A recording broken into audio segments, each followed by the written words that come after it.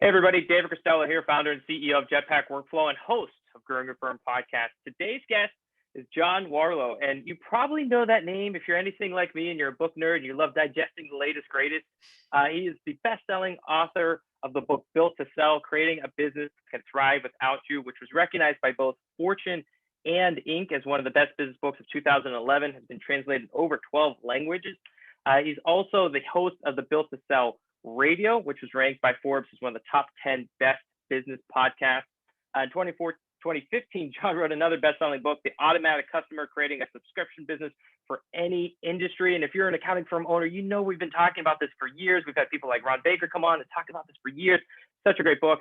And then John recently completed the trilogy with his latest book, The Art of Selling Your Business Winning Strategies, Secret Hacks for Exiting on Top. Now, prior to founding the Value Building System and writing all of these books, he actually started and exited 4 companies. So he's been in the trenches. He started businesses. He sold businesses, one of which was acquired by a public company. He lives with his family up in Toronto. And we're going to talk about this a bit at the end, but you can always follow John's work at builttosell.com. But first and foremost, John, welcome to the Growing Your Firm podcast.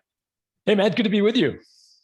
Yeah, I am really excited to have you on. Like we talked about, big fan of your work, but for folks that maybe are just hearing about you for the first time, did I miss anything? Are there any important items you want to talk about? No, that was the most obnoxious intro you could ever, there's no way I'm going to be able to live up to that, but I'll do my best. No, you're great. All right. Well, okay, great. Well, let's start at the beginning, right? We talked about Built to Sell. It's a book I absolutely loved. I've recommended it to so many people. Walk us through the kind of the big idea at Built to Sell. I know it's had an impact on a lot of people that I've even referred it to. Yeah, I mean, the main idea is for your business to be valuable, transferable. It really has to thrive without you doing the work. And that's a really big head scratcher for a lot of people, in particular professional services firms like accounting firms, bookkeeping firms, where the work is done by people. Right. And it's sort of a head scratcher to think, well, how would I do this without me? Yet that's essentially the core idea is structuring it so that it can operate without you, so that it can be valuable to somebody else. I've often equated it to parenting. Many people listening to this, I'm sure, are parents. At around 14 or 15, maybe 16 years old, your kid starts to kind of spend most of their time in the basement playing video games, and you start at least in my case, my wife and I kind of looked at each other and said, our main goal here is to somehow get this child out of the basement and into the world. And if we are successful at that, then we will have achieved our goal in creating an independent child. Same way for parents of businesses. The idea is that eventually you've got to get it so that it can kind of live on its own. It's independent. It's got its own revenue stream and its own ability to produce profit. So that's the kind of core idea behind Built to Sell. Yeah, and for firm owners that are listening, they might say, wow, that sounds great. I don't have to do all the work. You mean I could just hand it off to people and go relax or whatever the next step is? What are some common mistakes you've seen in business owners or firm owners make when they're kind of going through this process? Is it going too slow, or is it delegating too quickly? What have you seen? Yeah, look, there's this concept in the book called TVR, teachable, valuable, repeatable. And the first step for any professional services firm owner is to figure out what your TVR is. So teachable to employees, valuable to customers, and repeatable, meaning customers have some sort of repeatable, element to this. And I was thinking about preparing for this podcast because I was like, how is this, I should explain this in the context of an accountant. I know an accountant, you may know him too, guy's name is Darren Root. Built a firm based in Indiana. Rootworks was as an organization he has as well. In the early days, he looked at his accounting firm and it was really dependent on him personally. And it was because they were doing lots of stuff, right? They were doing corporate finance, selling businesses. Obviously, they were doing audits and tax returns. And they were also doing a lot of the kind of very teachable stuff, but not very valuable in the eyes of their customers. So payroll, credit card processing, bank reconciliation, all the kind of the bookkeeping elements, quote unquote, that he had under his sort of model. And he was trying to think about, how do I scale this so it's not dependent on me, et cetera. And I think at that stage, the temptation is to think about something that's valuable and then trying to make it teachable. That's what most accountants do when they apply this model. And that's the biggest mistake I think you make, is to try to figure out something that is really highly unique, highly differentiated as a service offering, and try to figure out how to teach young newbie accountants how to do it. And it's almost a recipe for disaster, because you're good at what you do, most likely because you've been doing it for years. And so it's very hard to kind of get new people up to speed doing it. The opposite is what I would do. I would start with what in your accounting firm is teachable, and then make it different. And so let me give you an example of how Darren did that. He looked at all those, relatively commoditized services, the book, bank reconciliation, the bookkeeping, et cetera. And he said, what if I bundled these up and kind of allowed a firm to eliminate an FTE, to eliminate a full-time employee? And he created this thing called the BOSS system, the back office support system. He branded it BOSS. And he went to, most of his clients were medical professionals, doctors, dentists, et cetera. And he went to them and said, look, you've right now got an office manager who you're maybe paying $60,000, $70,000, $80,000 a year, and they're really underemployed. They're not a full-time job. So use us, BOSS, to handle all that back office stuff for you. We'll charge you $1,000 a month, so you could save a ton of money on that, and we'll outsource the entire thing for you to us. And he took something that was highly teachable, bank reconciliation, credit card statements, and made it valuable by branding it, by differentiating it, and in his case, by turning to his customers and basically creating an amazing value proposition of eliminating effectively an FTE. That's what I mean by figuring out your TVR, teachable, valuable, repeatable. But again, David, the biggest mistake people make and try to apply that lesson is they say, oh, okay, I've got to have something different. They come up with something really differentiated, but they can't teach it to anybody.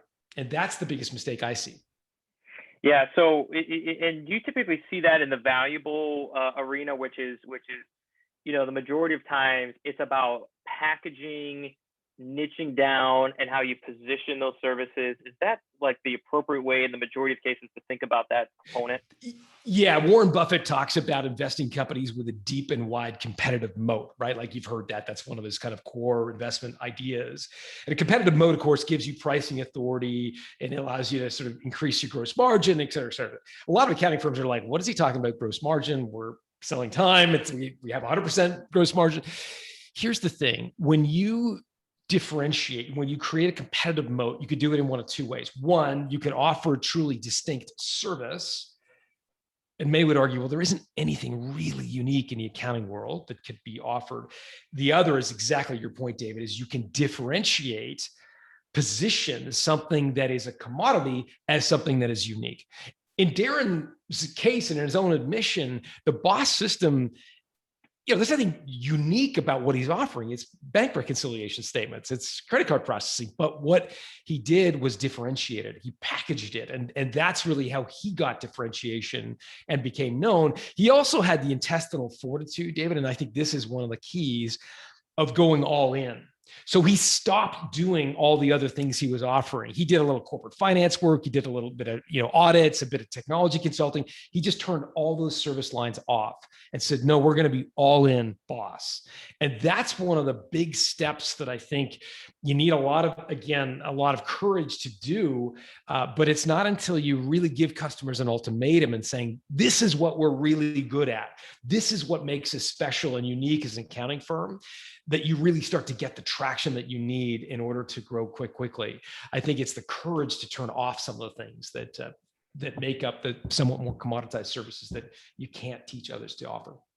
Yeah, and we love Darren. We'll make sure to link him up in the show notes. He's on the show at least once, maybe twice. I have to scratch my head a little bit on that. Oh, fantastic! Yeah, great. Yeah, guy. Darren's great.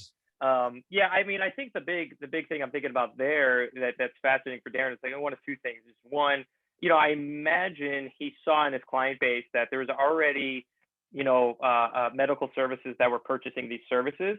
But, so there was some validation, like this is a good market. They have high willingness to pay. There's a lot of opportunity here. What I also love about this, I don't think firm owners necessarily think about it, this is like when you package things in the way that he did, you reduce the friction, understanding what the heck you're selling and getting to yes when you're buying. So I think it's a huge advantage to reduce the friction, instead of saying, well, we do this accounting service, this accounting service. No, we're the BOSS system. We cover, soup to nuts, everything you need in the back office.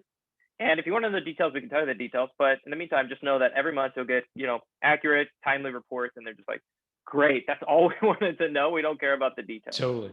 Yeah. I love this idea of pricing and getting rid of some of the barriers to making a yes decision. And I think you're absolutely right. Minimizing the number of things, the number of options. The other benefit of packaging and productizing an accounting firm is you can hire salespeople to do it, right? If you're just an accounting firm, a general accounting firm, and you sell your time and you're the partner and you've got associates and so forth, they're evaluating you personally, right? They're like, okay, let me check out this guy's LinkedIn profile. Has he ever run a business before? How many businesses like mine has he served? Where did he go to school? All this stuff that's evaluating you personally. And in many cases, it becomes sort of a bit of a pissing match between you and your client, like who's smartest. That's the last thing you want to do in any sort of sales conversation, right? You want it to be about the process, what you do. And as soon as you take it out of you're selling yourself and your time into you're selling a system, in Darren's case, the boss system, you're all of a sudden taking the conversation in a different direction. And it allows you to hire salespeople to sell it. Typically, professional services organizations, law firms, accounting firms, it's the partners who do the selling. That's because they haven't productized, right? It's the partners selling their reputation, their educational credentials, their experience. That's what they're selling. It's also why most professional firms effectively, in order to grow, they have to bring on more partners, dilute their equity. And it's because if you can sell, you can create your own firm. And that's the problem with, again, growing an accounting firm. You get to $300,000 or $400,000 in revenue per partner, and you're like, well, I got to go find another partner, or $600,000 or $700,000, and so you dilute yourself as you grow. That's because you're relying on the partners to do the selling because you haven't productized. And so I think the key to all this is productizing first, having your firm offer a thing, getting salespeople, not partners, but salespeople to sell the thing. And that allows you to not dilute your equity, control most or majority, or in fact, all of your firm's equity, because you've, again, productized. And again, I know this is strong cheese for a lot of people listening. It's in a total thema to the way accounting firms are structured, right? It's a partnership. I mean, that's what we do. Again, I think if you want to structure it to be a more valuable business you could sell, not just transition to associates, that you could actually sell to a third party, productizing is one of the key ingredients. Yeah, and that was a huge unlock probably for our listeners that, we struggle so much to hire the salesperson. I think it's because if you don't go through this world of productizing, you have to find somebody that's ultra technical, that's ultra experienced. And by the way, which is really rare, they like to sell, which, I mean, if you're incredibly technical and you love accounting, you're probably not really excited to go out and sell, like, again, unless you're a partner, unless you get equity. I think it's a huge unlock. What are the steps to start to wrap your head around how to productize your service? I mean, if you're 10, 20 years selling your expertise, selling you, how do you begin that cultural shift, that self shift to productizing your services? Yeah, look, I think you go back to what Darren did, which is he niched down. He found a segment of the market. In his case, it was doctors, dentists, chiropractors, people who had their time was worth a lot of money. And so the idea of doing the back office stuff, when you can charge $200, $300, $400 an hour for your professional time, seeing a patient, for example, there's a huge upside in getting someone to do that, outsourcing that stuff. So whether you're actually eliminating an office manager or just taking it off your plate, and so you can see 2 or 3 more patients every week, there was a real material value proposition. And so I think, again, one of the biggest mistakes we see about people applying this idea of productizing an accounting firm is they start by trying to boil the ocean. They think about all the clients they serve, right? Small businesses, big businesses, consumers, et cetera. And they think, well, I've got to come up with a productized offering for everybody. And that's a recipe for a diluted, crappy offering, effectively.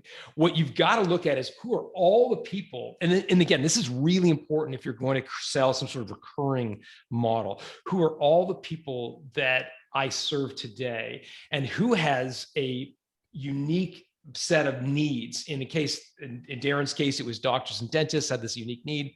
I'll give you an example outside of the accounting world. I wrote about in the Automatic Customer, a company called H. Bloom that sells flowers on subscription. Well, when they looked at how do we sell flowers, they looked at all the people who buy flowers, right? Mother's Day just passed here in the United States. There's a lot of flowers bought on Mother's Day, Valentine's Day, weddings, funerals, graduations. There's lots of reasons people buy flowers. There was this one segment, however, hotels that buy flowers on a recurring basis. Hotels want, if you're the Beverly Hills Hilton or whatever, you want fresh cut flowers on your reception table. And so every 2 weeks, somebody goes and walks down to a flower store and buys new flowers. Well, that's somebody whose time is better spent selling hotel rooms. And so H. Bloom said, why don't we sell not subscriptions to everyone who buys flowers, but just to hotels who need fresh cut flowers for their boutique image. And so it was like a very, very conscious attempt to niche down. And again, Darren Root did the same with medical practitioners. And so that's what I would say to any accounting firm is the first step is not thinking about all your services and how do you package them up, is thinking about your customers. In what ways could you segment them into relatively homogeneous groups and then start to think about what they need on a recurring basis? Yeah, I feel like, and I could be wrong here, but if you're listening and you're running an accounting, bookkeeping, payroll, tax firm, you have an idea of that pocket of clients, right? You might have really niched down into a certain one, but there's probably a lot of fear of letting go of the other revenue stream, and I think that's probably one of the biggest hurdles to productizing is everything you have to say no to. Yeah, for sure, David. I think that's absolutely legit. And in particular, in a tenuous economic environment where people have just gone through this pandemic, it's been like a crisis that has struck not just their business life, but their personal life. Uncertainty is just this really big, big deal that a lot of people are trying to avoid. Here's what I would say. When you become the world's expert at doing one thing, when you offer the back office support system to doctors, you become referable. Think back to your own life, and I'd encourage every listener to think back in their own personal lives. When was the last time you made a full-throated referral, a recommendation for anyone in any element of your life? Someone who cleans your windows, someone who fixes your car, it doesn't really matter. My guess is that they're a specialist. They're not a generalist. If you rock up and say, yeah, I'm an accounting firm, or I run an accounting firm, right, you've immediately commoditized yourself. You've said, okay, I know what an accounting firm does, and there's 50 other like you in my market, and I can now price you and commoditize down by how much you charge by the hour. Okay, well, you're $200 an hour. The guys down the street are $175. Why should I go with you? You've immediately commoditized yourself down because you are characterizing yourself as an accounting firm. And so again, I'm just encouraging you to think differently, to productize as a way to approach the process and eliminating the kind of current way you think about your business. Because again, once you productize and once you specialize, it makes you so much more referable. Like the Darren Root story I've told a few times. And if it was just a generic accounting firm, I would have heard the story. It would have left my ears by now, my brain, many years ago. But it was just that it had this special niche overlay of he's a real specialist in working with doctors. Again, once you niche down and get to be the best in the world at one thing, man, it makes you referable. And by the way, geography used to be how we would differentiate ourselves, right? Like you'd be the local guy or gal, right? Like, oh, I'm the local accounting firm here in such and such a town. Well, guess what? Geography has been virtually eliminated as a value proposition, right? In a world where you can get anyone in a developing country to do your tax return for you, the fact that you're the local accounting firm in some market means nothing. If it may still mean something to some customers, but that group of customers is shrinking literally every single day. And so in a world where, and I know you don't sell against Amazon, but Amazon has changed all of our psyches. Right now we get virtually everything. Instead of walking down to the high street and buying our groceries or dog food or, dish detergent, we're buying all that stuff on Amazon. And so that's changed people's behavior. It's changed people's attitudes about what they can purchase, how important it is to be dealing with the local person. And it's sad to say, and we could riff on the hollowing out of America, but rest assured it's happening. The local value prop of being the local accounting firm is diminishing in importance every single day. Yeah. And I think, I was just talking with somebody earlier about this. What's going to go on with COVID is, even as we're reopening and even as firms, probably try to push forward with a hybrid work environment, what that means is that you're a digital firm, the ones that do it well, the ones that don't drive themselves insane by trying to have like the best of both worlds or the worst of both worlds, is that, hybrid equals remote first, digital first environment. That's the only sane way I can imagine ever doing a hybrid experience, is that you still treat everything as remote. You still have a remote infrastructure. And so because of that, like, you're going to be able to get clients outside of your geography at scale. There's going to be more firms going after your clients than ever before. And over the next couple of years, I think we're going to see that really accelerate. I think we're going to see a little bit more capital come into the space. I think we're going to see a huge acceleration of mergers and acquisitions for firms that are doing remote first. And I think you're just going to pick up a lot of firms. And we're already starting to see that a little bit, but I think it's going to really accelerate, And so if you felt like that position was protected in 2018, 2019, it's not going to be there in 2025. Like, every year you're going to continue to get attacked and bombarded. And people now are comfortable with a remote first experience. They're comfortable hiring a professional firm in a remote world. So I think it's really accelerating a lot of these changes. And I completely agree. I think the advantages are diminishing. Yeah, you're in a hockey town in Pittsburgh. I think of it as offensive defense, right? Like, so we can try to protect our turf and think defensively and say, I want to keep as many clients here in town as I possibly can. That's legit. And over time, I think it will atrophy, but you'll likely be able to hold on for some period of time. The offensive strategy, right, is to take the puck and go where or skate where the puck isn't, which is basically, we're going to see remote accounting firms be the de facto standard. And I think in many cases, clients will not care where you are physically. When you don't have to ship the tax return and get the physical signature anymore, and you can do it all digitally and remotely, whether you're in Boise or Baltimore, like, do I really care? I think it's becoming less and less important. Yeah. Well, to fast forward a little bit, I know we're going to be butting up against time here soon. I want to talk about your latest book, The Art of Selling Your Business. And so, sure. And if we could weave in automatic customer, amazing, because I know our audience is a huge fan of subscription business. I'm obviously a huge fan of subscription business. Part of why I got into SaaS, right?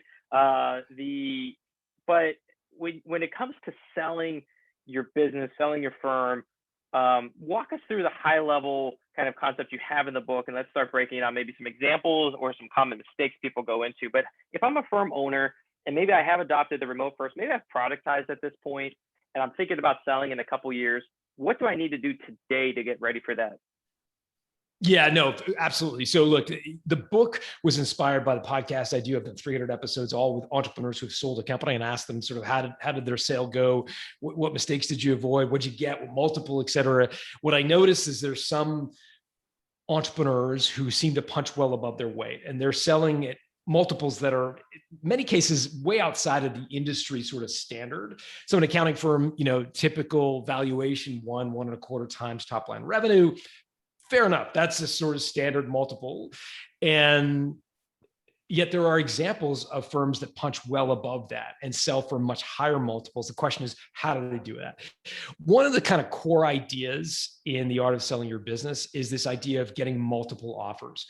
Most accounting firms sell, they get a knock on the door by a large regional or national firm, and they say, hey, would you ever think about selling? And the owner, who is kind of tired one day, says, yeah, maybe. And they kind of fall into the hands of that regional or large national firm, and they do a deal. And the problem with that is manyfold. Number one, you lose all negotiating leverage when the large accounting firm knows you're not negotiating with anybody else. You're very susceptible to something called retraining, which is when the accounting firm gives you a letter of intent to buy your business. 6-8 weeks later, they trade down or lower their offer because they know you're not negotiating with anybody else. Deal terms worsen, your earnout clause gets worse and worse, and it unravels very quickly. And so one of the core kind of overarching themes in the book is just the importance of having multiple offers. I'm reminded of a guy that I wrote about named Arik Levy. He went through and sold his first business called Laundry Locker. He got one offer. The acquirer and he agreed to a letter of intent. He went 60 days through due diligence. At the end, the acquirer retraded, lowered the price to 20% lower. Then, after they agreed to a 20% lower price, they then said, look, we don't have the money to buy your business, so we need you to finance the company. So he basically took a 5-year note and got paid out over time. So that's like the worst possible outcome for an owner, not getting your money up front, getting less than you were promised, et cetera. Years later, the same guy, Arik Levy, went to sell another company in the same industry, interestingly, called Luxor One. This time, he hired an M&A firm to effectively run a process, get multiple offers. He got 5 competing offers. They went through a bidding process. Interestingly, all 5 were roughly within 10% of each other in the initial letter of intent. The M&A firm then went and effectively created an auction, played one offer off the other, off the other, off the other. Ultimately, by the time he consummated the deal, they'd gotten the offer up 300%, threefold higher than the original offers that he was looking at. And all that's because he was being bid over by multiple buyers. So Arik provides just a great, I think, kind of before and after case study of what it's like to have one buyer and get retraded on versus getting multiple offers, tightening the deal terms, improving the value. Yeah, and what would be the reason to not go with an M&A firm to try to drum up more offers? This is because, like you said, most firm owners just aren't thinking about it. They get the knock and they're just like, maybe. I don't know. Yeah, I mean, kind of tired. It's tax season, a grind. Maybe. Yeah, exactly. This is right now. We're recording this in May. It's the perfect time to go buy. Accounting firms are like, get me out of here. I haven't seen the outside of my whatever. Yeah, the biggest reason I think I hear that people don't use an M&A firm, representative, business broker, M&A firm, intermediary, is the commission that they charge. And I think it's a penny rich, pound foolish kind of idea. Effectively, Trip Wolf, who did Arik Levy's deal at Luxor One, made his success fee, his commission, like 10 times over for Arik. Arik effectively spent a little bit of money, but he got it back many, many, many, many times over. So I think, you use real estate as an example. Do people sell their homes on their own? Sure. But are you better served by a really good, experienced real estate agent? Probably. And so I think that's probably the biggest reason I hear. And some people, again, they fall victim to the idea that, look, I know my accounting firm's worth 1 time's recurring fee. Why would I give up 5% of that to a broker? Again, I think the reason you do that is, number one, I think in some cases an intermediary M&A firm can do better than what you think your business is worth, could do more than 1 time's gross recurring fees. Number two, you're going to get better deal terms. You're going to get less of an earnout. The deal is not going to get retraded on as likely. It's less likely to be retraded on. So I think, look, they make their money back many times over. But that's really what I hear, David, in terms of the reasons they don't hire an M&A firm. Now, look, I know you have an entire, platform or scoring system to help, the audience evaluate maybe where they rank on the sellability of their firm. But what are some important call outs that would get the firm owner, instead of a 1x time, 1.25, 1.5? I mean, 2 is crazy. I've never seen 2. I've looked at a couple sites, but I'm sure it's happened. I'm sure it's out there. But what are some of the inputs you feel like are important to kind of start to ratchet up that valuation? Yeah, we've already talked about a bunch of them. So having something unique, monopoly control, like if you're Ernst & Young, BDO, whatever, some massive super regional or large national firm, like, why am I going to pay a premium for your accounting firm? Like, I can basically take your $2, $3, $4, $5 million of revenue and just just basically subsume you. But I'm not going to pay a premium for that, especially when I'm, as a national accounting firm, not necessarily getting valued at much higher than that. So you've got to have something unique that they cannot easily replicate. Again, I hate to go back to Darren Root, but the Boss system was something very unique. He had differentiated it, branded it, and his firm was acquired in part because it's unique. That's one. Number two, recurring revenue, right? So if you're tempted by the one-off stuff, I could, do a technology integration fee. They're thinking about installing, I don't know, some accounting package. I can, get some fees there. Great. That helps your profit, does nothing for your value. The acquiring company is going to want to know, what's your recurring fees? What are your recurring billing? The other one that we've, again, spoken about. So again, monopoly control is doing something unique, having some sort of productized service you offer. Recurring revenue, we've talked about the importance of that. The third is what we call hub and spoke, which is essentially making sure that the business runs without you. And again, you may not get that higher multiple because it doesn't depend on you personally as the owner, but you're going to get a lot more of that money up front. If you have an accounting firm where the clients know you, 80% of the customers are, want you personally to do business with them, et cetera, you might get acquired, but it's going to be on an earn-out being where you have to agree to set a set of goals as a division of Ernst & Young, BDO, whatever, and they might pay you a future tranche of money if you hit those goals. Earn-outs are almost always at risk. And you go from being an independent firm owner where you get to call your own shots, live your own life, to being at the beck and call of some senior partner in another market that you don't even know. It's a tough way to do a deal. And especially if an earnout is 5 years. I mean, it's 5 years of your life. It's like a jail term. And so I think the reason and the way you get out of that length of earnout is to make sure your firm does not depend on you personally. And that's where you can make the cases. Look, this doesn't need me. You can buy this business and the client list, et cetera. You don't need to bring me along. So make my earnout 1 year and 10% of the deal. I think you're still probably going to have to agree to an earnout, but just make it a much smaller slice of the deal and a much shorter time frame. Yeah, an important call out that you just made, which is like, if you're thinking of from the buyer's perspective, if they're just buying you to buy revenue, then they're trying to get the cheapest revenue possible, and it's going to be you, it's going to be somebody else. And so all these mechanisms, and they've done this more than you have, right? That's concerned. If you're the firm owner, this first time you're selling, there is an asymmetry of information and you're losing, right? So I think the important thing is if buying revenue, they're going to get the cheapest price. But if they say, I want to enter this industry and this firm has a foothold in this industry and they package it well, I'm going to buy them for that reason. Or we've fallen behind on, cloud accounting or automated cloud accounting. And we need to pick up this firm because we now have this new cohort of clients that need this thing. And then you get the different multiple based off of that. So if you're just thinking revenue, you're always going to get beat up. Yeah, I agree wholeheartedly. I mean, look, let's just say you're Deloitte and you decide that you want to build out a practice serving dentists. Let's just say, I'm just making this up, right?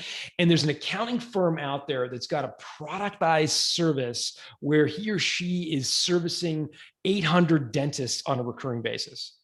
Like, do you think Deloitte might open their checkbook for that business? They would be like, let's say you're turning over $5 million in revenue. Would it be outlandish or unreasonable to assume that Deloitte would pay $10 million for that business? Not in my case, not in my view.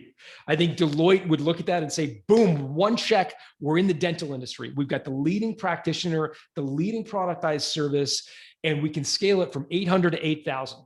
And time is of the essence, not money, not when I can borrow money for 1%. Time is of the essence. And boom, you're in. So again, I think if we're just selling time and we're selling revenue, 1 times revenue is a reasonable price. But if you've got a productized service, you do something unique in a specific industry, I think you can do better.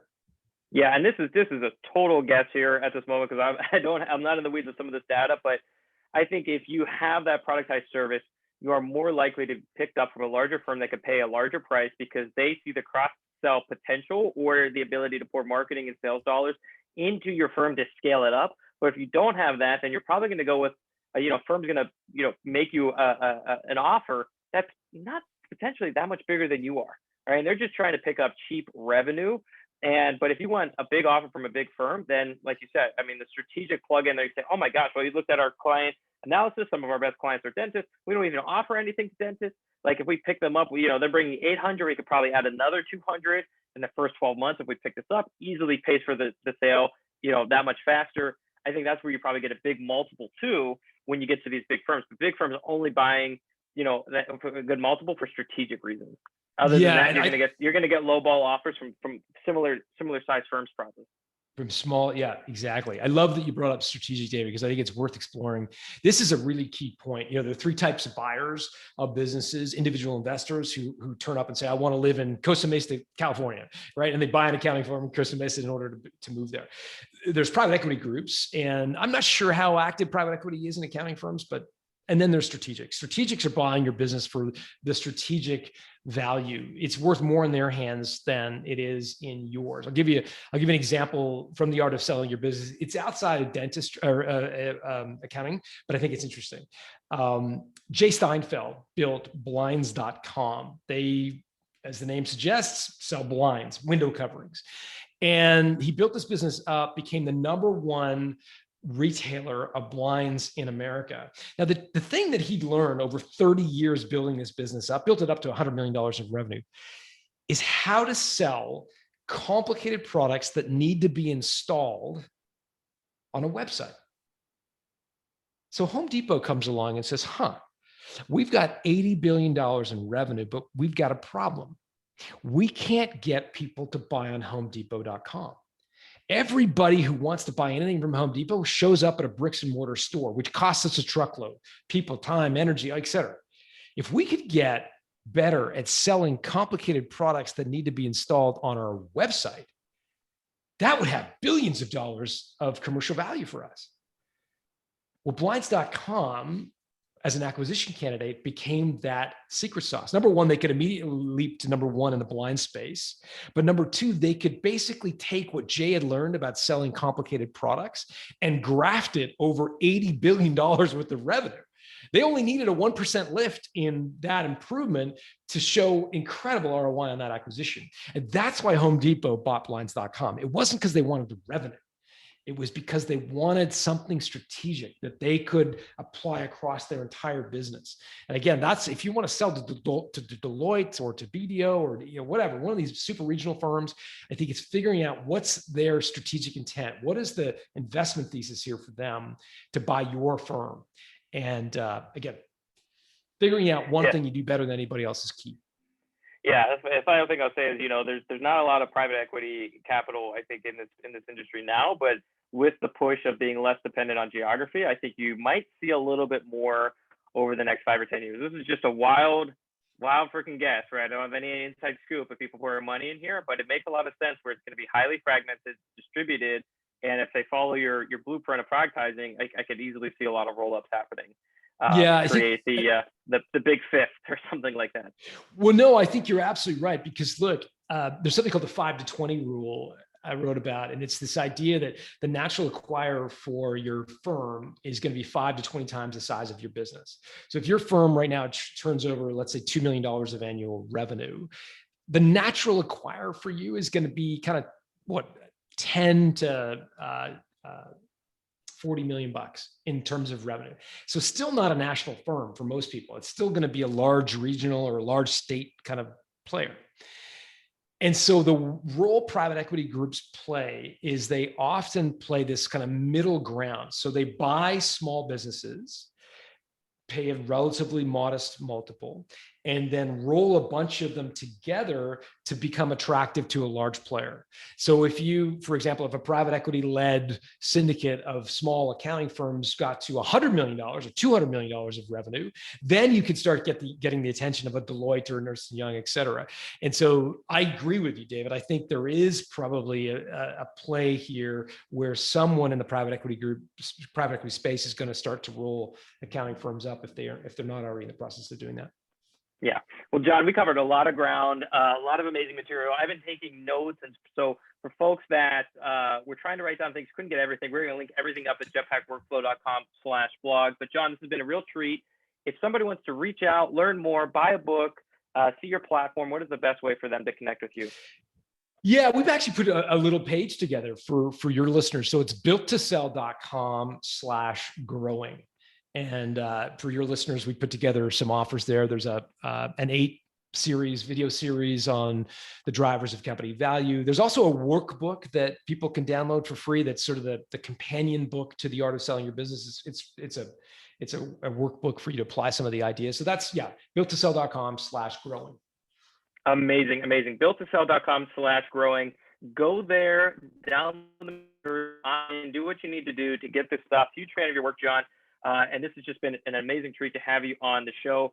We're going to link everything up, as mentioned, at jetpackworkflow.com/blog. We'll link out to your books. We'll link out to the Darren interview. And of course, we'll link out to the URL where people could get those materials. And final request for the audience, if you love this interview, leave a review. And if you really loved it, share it with a firm owner that needs to hear these ideas, that they're struggling, they're not sure how to free themselves from the firm, maybe they're thinking about buying or selling. Send them this interview. And John, thanks again for coming on the show. Hey, thanks, Dave. It was fun.